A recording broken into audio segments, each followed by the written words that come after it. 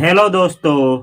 तो इस वीडियो में आप लोग सीखने वाले हैं कि प्रेजेंट का पार्ट 2 यानी सिंपल सेंटेंस का इंट्रोगेटिव सेंटेंस हैव हो हैज वाला कैसे बनाएं, यानी हैव हैज का प्रयोग करके इंट्रोगेटिव और निगेटिव सेंटेंस कैसे बनाएं। तो इस वीडियो को कॉपी और कलम के साथ देखिए। मैं विश्वास दिलाता हूं कि आप लोगों को हैव और हैज का प्रयोग कैसे इंट्रोगेटिव निगेटिव सेंटेंस में किया जाता है और वो भी सिंपल सेंटेंस में आप लोग डिटेल में सीख पाएंगे। तो चलिए शुरू से शुरू करते हैं। यहाँ पे हम लिखे हैं नोट में, क्या कोई वस्तु पास नहीं है, यानी जब आपको किसी से पूछना है कि क्या कोई वस्तु आपके पास नहीं है, जैसे क्या आपके पास एक कलम नहीं है, क्या आप लोग 4 भाई नहीं हैं, क्या आपके पास एक किताब नहीं है, क्या राम के पास पानी नहीं है, क्या मेरे पास एक कलम नहीं है। तो जब किसी भी व्यक्ति से ये पूछना हो कि क्या ये सामान नहीं है, तो आप लोग प्रेजेंट का पार्ट 2 का हैव हैज वाला इंट्रोगेटिव निगेटिव सेंटेंस का प्रयोग करेंगे। या क्या मैं नहीं है, क्या मैं नहीं है, यानी जब कहना हो कि क्या कोई चीज किसी चीज में नहीं है, जैसे क्या इस मार्कर में इंक नहीं है, क्या बोतल में पानी नहीं है, क्या दिमाग में कोई विचार नहीं है। तो जब कहना हो कि कोई चीज क्या किसी चीज में नहीं है, तो आप लोग इस वीडियो में जो पढ़ाया जाएगा उसी का यूज करेंगे। या क्या भाई नहीं है, या क्या बहन नहीं है, यानी किसी से पूछना हो कि क्या आप लोग इतना भाई बहन नहीं है, तो इसका प्रयोग किया जाएगा। किसका? हैव हैज का सिंपल सेंटेंस का पार्ट 2 का इंट्रोगेटिव नेगेटिव सेंटेंस का। जैसे क्या आप लोग 4 भाई बहन नहीं है, क्या हम लोग 5 भाई बहन नहीं है। ये है आपका sentence, simple sentence present part 2 का इंट्रोगेटिव नेगेटिव सेंटेंस। तो इसमें आप लोग सीखने वाले हैं कि क्या कोई सामान कोई वस्तु आपके पास नहीं है, इस तरह से कैसे क्वेश्चन करेंगे और वो भी नहीं है के साथ। तो चलिए ध्यान से शुरू किया जाए। यहाँ पे लिखे हैं स्ट्रक्चर। स्ट्रक्चर का मतलब होता है बनावट। कैसे आप हिंदी को अंग्रेजी में ट्रांसलेट करेंगे या फिर कैसे अंग्रेजी को हिंदी में ट्रांसलेट करेंगे। यहाँ लिखे हैं आप लोगों को SUB। SUB का मतलब होता है सब्जेक्ट। सब्जेक्ट का मतलब होता है जिससे आपको पूछना है कि क्या आपके पास ये नहीं है। जैसे क्या राम आपके पास एक कलम नहीं है, किससे पूछा गया है? राम से। राम ही है सब्जेक्ट। क्या मेरे पास एक किताब नहीं है, किसकी बात हो रही है? मेरे, आई की। आई ही है सब्जेक्ट।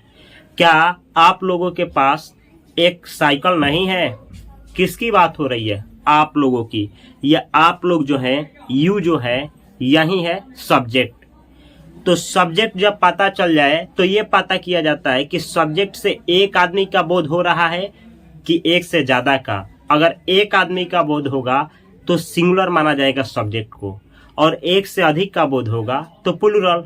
जैसे क्या राम के पास एक किताब नहीं है, किसकी बात हो रही है? राम की। राम ही है सब्जेक्ट।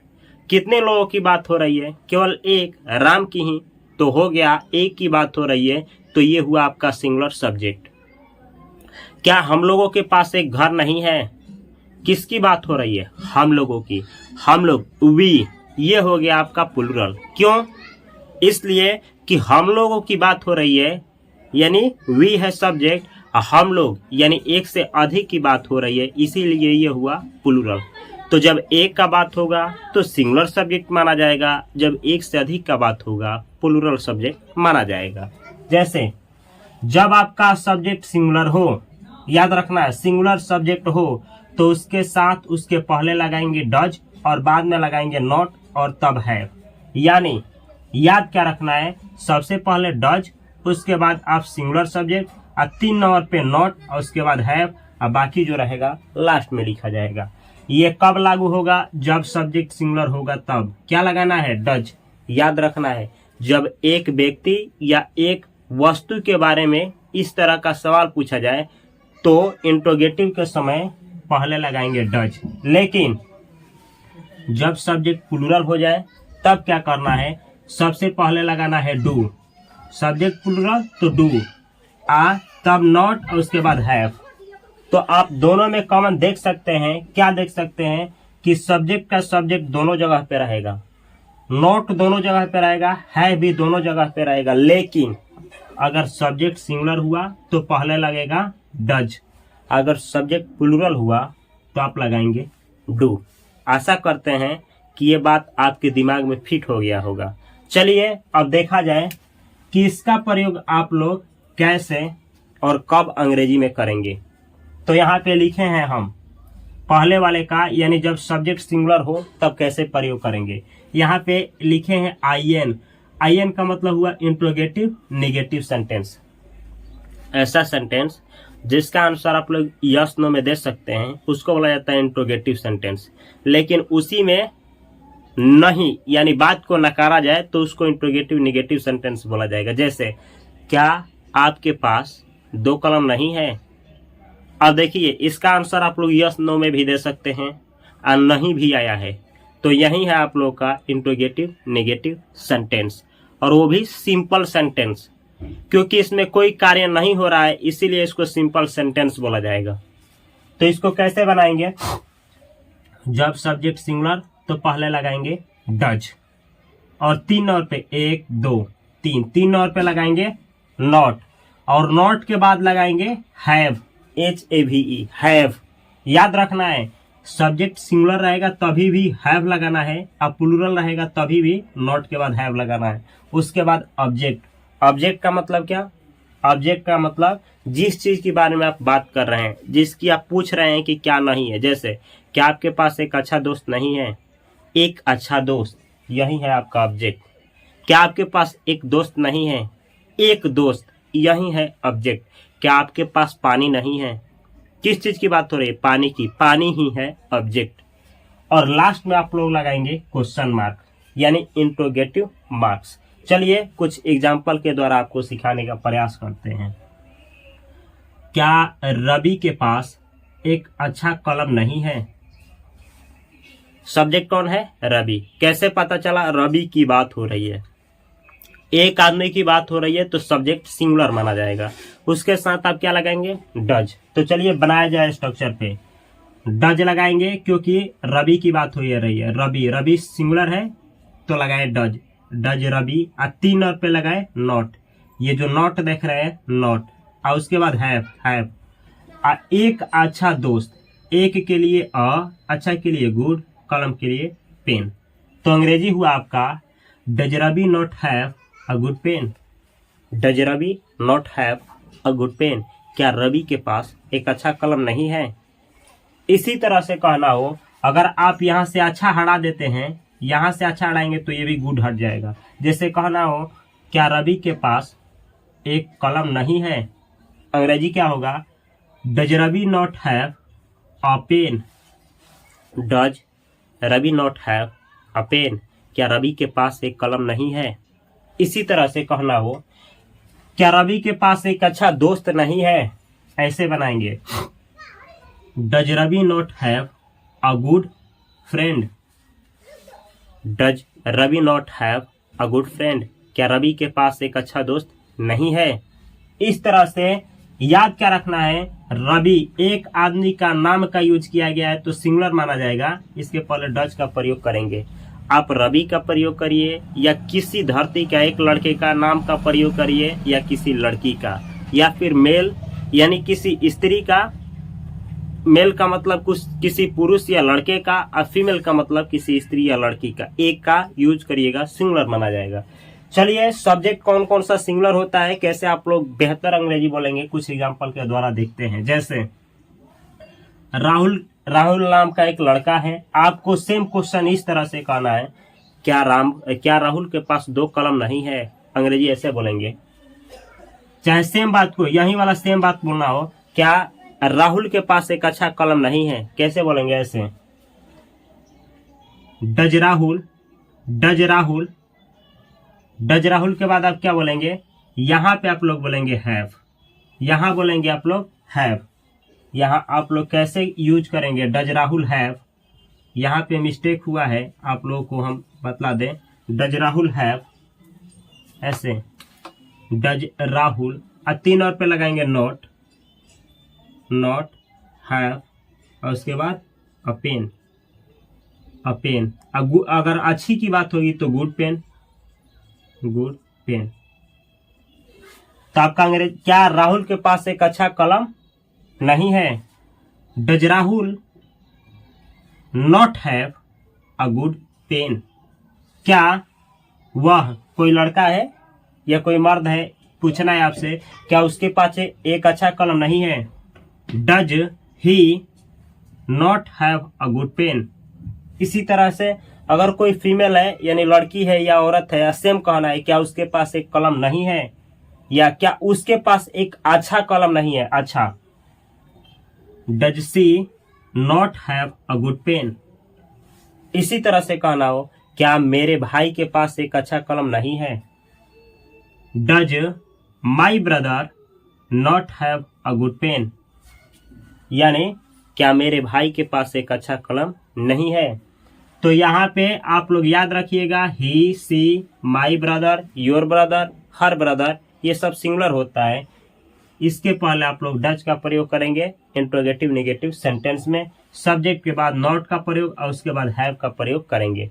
चलिए एक और देखा जाए, जैसे कहना हो, क्या रवि के पास 2 कलम नहीं है, 2, तो डज रवि आप लोग किसका प्रयोग करेंगे, नॉट का, सब्जेक्ट के बाद नॉट, और उसके बाद हैव का प्रयोग करेंगे। 2 कलम के लिए 2, और कलम के लिए पेन्स, इंट्रोगेटिव मार्क्स लास्ट में देना है।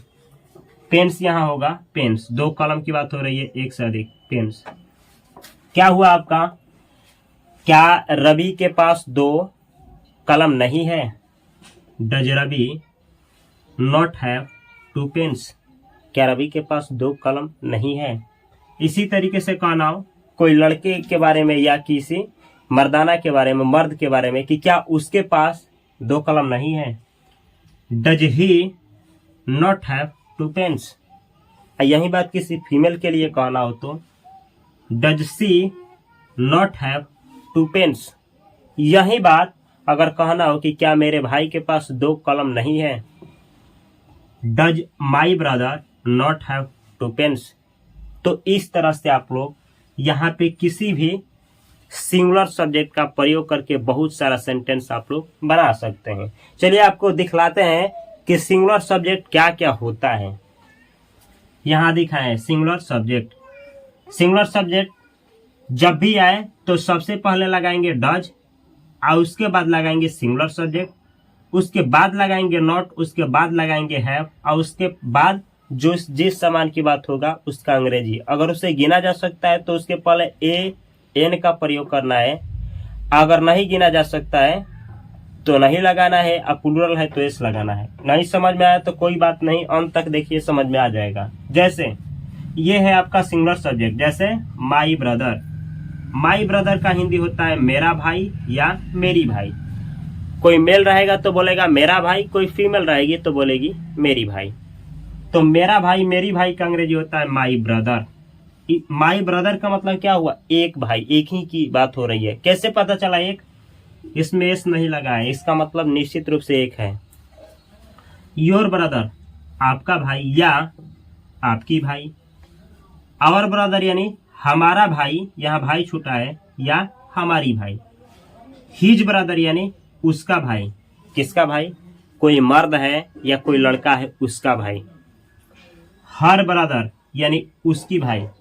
हर का प्रयोग किसी फीमेल के लिए यानी किसी लड़की या किसी औरत के लिए होता है, तो किसी लड़की की भाई या किसी औरत की भाई।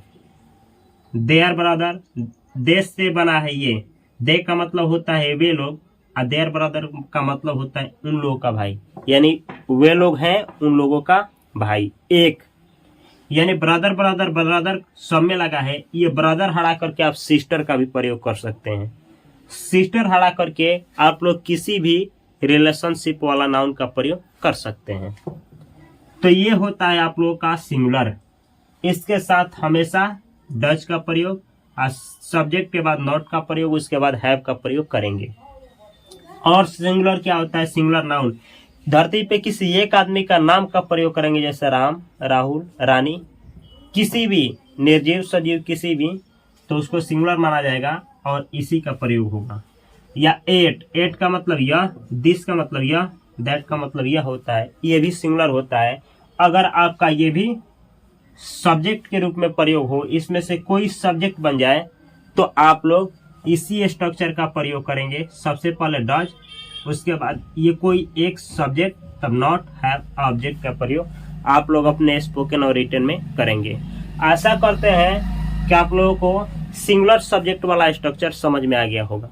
अब चलिए आप लोगों को समझाते हैं प्लूरल सब्जेक्ट वाला स्ट्रक्चर। इससे पहले कि पहले सब्जेक्ट प्लूरल हो, वो कॉन्सेप्ट सिखाएं। आप लोगों को प्लूरल सब्जेक्ट किसे कहा जाता है ये बतला देते हैं। जब एक आदमी से अधिक की बात हो, उसे ही प्लूरल माना जाता है। जैसे प्लूरल सब्जेक्ट जब होगा तो पहले लगाएंगे डू, उसके बाद प्लूरल सब्जेक्ट, तब नॉट, तब हैव। इस दोनों में आप लोग देख सकते हैं, यहाँ subject not have, subject not have, दोनों में सेम है। लेकिन सब्जेक्ट सिंगुलर तो पहले डज और सब्जेक्ट प्लूरल तो पहले डू का प्रयोग होता है। जैसे इसी का प्लूरल क्या होगा? माई ब्रदर का माई ब्रदर्स, में इसका मतलब क्या हुआ? मेरे भाई लोग। अब यहाँ पे ये पता नहीं चल रहा है कि एक भाई की, दो भाई की, तीन भाई की, 10 भाई, यह नहीं बोला गया है। माई ब्रदर्स यानी निश्चित है कि एक से हैं अधिक, कितना है पता नहीं, लेकिन एक से अधिक है। मेरे भाई लोग, योर ब्रदर्स आपके भाई लोग, आवर ब्रदर्स हम लोगों का भाई लोग, हिज ब्रदर्स उसके भाई लोग, हर ब्रदर्स उसके भाई लोग, देयर ब्रदर्स उन लोगों का भाई लोग। प्लूरल नाउन या कोई दो नाम एंड से जुड़ जाए प्लूरल माना जाता है। जैसे रवि एंड राहुल, या कोई लड़की लड़की का नाम जुड़े, कोई भी दो नाम जुड़ जाए तो आप प्लूरल मानेंगे। दीज, दीज का मतलब होता है ये सब, और दोज का मतलब होता है वे सब, ये दोनों प्लूरल होता है, प्लूरल सब्जेक्ट के रूप में प्रयोग होता है। आई यानी मैं, इसको भी प्लूरल माना जाता है। वी यानी हम लोग या हम, इसको भी प्लूरल माना जाता है। दे यानी वे लोग या वे, इसको भी प्लूरल। यू यानी आप लोग, तुम लोग, तुम सब, आप सब, तुम, ये सब होता है यू का हिंदी, और इसे भी प्लूरल माना जाता है। तो जब भी आप इसका प्रयोग सब्जेक्ट के रूप में करेंगे तो आप इस स्ट्रक्चर का प्रयोग करेंगे। इसका कैसे करेंगे चलिए डिटेल में सीखा जाए। यहाँ पे लिखे हैं I an interrogative negative sentence, ऐसा सेंटेंस जिसका आंसर यस नो में नहीं दिया जा सकता है और वह सेंटेंस नेगेटिव ही हो, उसको ही बोला जाता है इंट्रोगेटिव नेगेटिव सेंटेंस। और यह सिंपल सेंटेंस है, यानी इसमें सब्जेक्ट होगा लेकिन कोई काम नहीं होगा। और ये प्रेजेंट का पार्ट 2 है, पार्ट 1 भी देखना है। यहाँ हम पढ़ाए हैं जब सब्जेक्ट प्लूरल होगा तो उसके पहले डू लगेगा, तब not, have, object, question mark. चलिए एग्जाम्पल के द्वारा समझा जाए। क्या आपके पास एक अच्छा कलम नहीं है? क्या आपके पास एक अच्छा कलम नहीं है? किसकी बात हो रही है? आपके, यू प्लूरल होता है। किस चीज की बात हो रही है? कलम की, यही है ऑब्जेक्ट।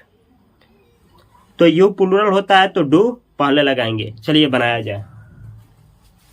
डू सब्जेक्ट है आपके, यू, नॉट का नॉट, हैव का हैव। एक अच्छा कलम, एक के लिए अच्छा के लिए गुड, कलम के लिए पेन। अंग्रेजी हुआ do you not have a good pen? Do you not have a good pen? क्या आपके पास एक अच्छा कलम नहीं है? Do you not have a good friend? क्या आपके पास एक अच्छा दोस्त नहीं है? Do you not have a good mobile? क्या आपके पास एक अच्छा मोबाइल नहीं है?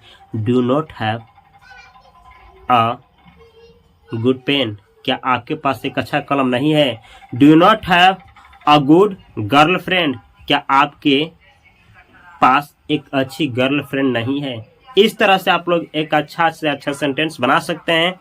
चलिए कुछ और उदाहरण लेते हैं। हम आपको ये जो सब्जेक्ट यू है प्लूरल है, इसी के जगह पे इन सब का प्रयोग करके कैसे आप लोग सेंटेंस बनाएंगे दिखाते हैं। देखिए डू आई का प्रयोग करें, डू आई, तब आपसे बोला जाए नॉट हैव। डू आई आपसे बोला जाए नॉट हैव। चलिए नॉट हैव यहाँ पे प्रयोग कर दे रहे हैं, नॉट हैव, नॉट और हैव, नॉट हैव। तो हिंदी क्या होगा, do I not have a good pen. क्या आपके पास, सॉरी आई है मैं, क्या मेरे पास एक अच्छा कलम नहीं है। वी यानी हम लोग, do we not have a good pen. क्या हम लोगों के पास एक अच्छा कलम नहीं है। दे यानी वे लोग, do they not have a good pen. क्या वे लोगों के पास एक अच्छा कलम नहीं है। राम एंड राहुल यानी राम और Rahul, do Ram and Rahul not have a good pen. क्या राम और राहुल के पास एक अच्छा कलम नहीं है। Do my brothers not have a good pen. क्या मेरे भाइयों के पास एक अच्छा कलम नहीं है। इसी तरह से do your brothers not have a good pen. क्या आपके भाइयों के पास एक अच्छा कलम नहीं है। Do our brothers not have a good pen. क्या हम लोगों के भाइयों के पास या हमारे भाइयों के पास एक अच्छा कलम नहीं है। Do his brothers not have a good pen. क्या उसके भाइयों के पास एक अच्छा कलम नहीं है। Do her brothers not have a good pen. क्या उसके भाइयों के पास एक अच्छा कलम नहीं है। फीमेल के लिए यानी लड़की के लिए बोलेंगे या किसी औरत के लिए। Their brothers, do their brothers not have a good pen. क्या वे लोगों के भाइयों के पास एक अच्छी कलम नहीं है।